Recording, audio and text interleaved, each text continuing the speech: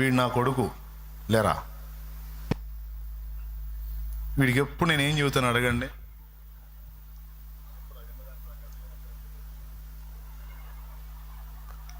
దైవజనులు ఎక్కువగా మాతో చెప్పే మాట ఏంటంటే, నాతో పాటు ఉండటం కాదు కానీ మీరు ఎప్పుడైతే దేవునితో కలుసుకుంటారో, దేవుణ్ణి పొందుకుంటారో, నేను ఎక్కువగా ఆనందించేది, మీ దగ్గర నుంచి కోరుకునేది అదే అని చెప్తాడు ఆయన.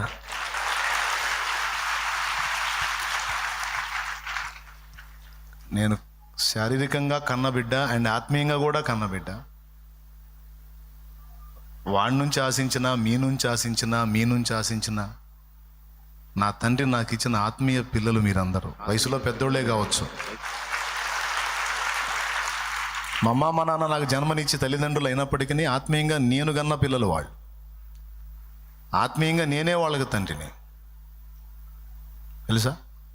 అట్లాగా వయసులో మీరు నాకంటే పెద్దోళ్ళైన దేవుడు నాకు ఇచ్చిన ఆత్మీయ పిల్లలు మీరు.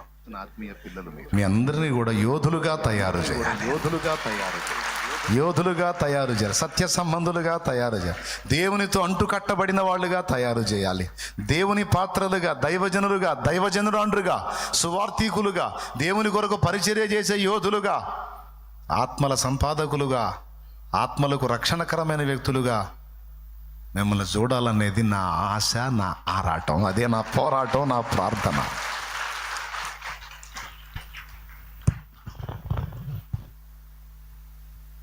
న్యాయమేనా నా కోరిక?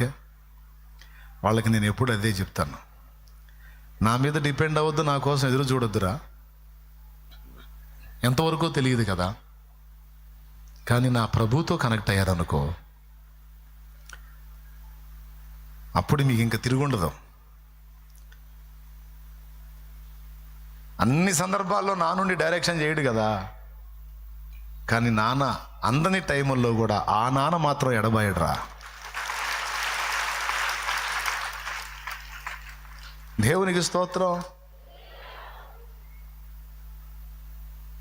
ఇప్పుడు నన్ను కన్న తండ్రి, ఆత్మీయంగా రక్షణ నడిపించిన తండ్రి పోయినారు, కానీ ఆయన పోలేదుగా, ఆయన ఉన్నాడుగా. కాబట్టి మీకు అందరికీ చెప్తున్నాను, దయచేసి ఈ అలవాటు నేర్చుకోండి. కొత్తగా వచ్చిన వాళ్ళు ఏదో నా చేతుల కోసం ఎదురు చూస్తున్నారంటే వాళ్ళకి తెలియదు, వాళ్ళకి ఎదుగుదల లేదు, ఇప్పుడే వచ్చారు, వాళ్ళని రానియండి, ఇబ్బంది లేదు. కానీ ఒక ఆత్మీయ అంతస్తుకి ఎదిగి మీరుగా దేవునితో కలుసుకునే ఆ స్థాయికి వచ్చి మీరు ఇంకా పిల్లల్లాగా ఆలోచించవాకండి. ఎంతమందికి అర్థమైందా బాయ్? మంచోడు బుద్ధి మాంసం దగ్గరని కోట అయినాక మీ సంగతి తెలుస్తా. దేవునికి స్తోత్రం. నిజంగా ఈ మాటతో కట్టుబడి ఉన్నారో లేకపోతే గుంపులోకి వచ్చారో చూస్తా నేను. దయచేసి అర్థం చేసుకోండి. ఇప్పుడు పాయింట్కి వస్తాను. ఆ ఒక్క మొక్క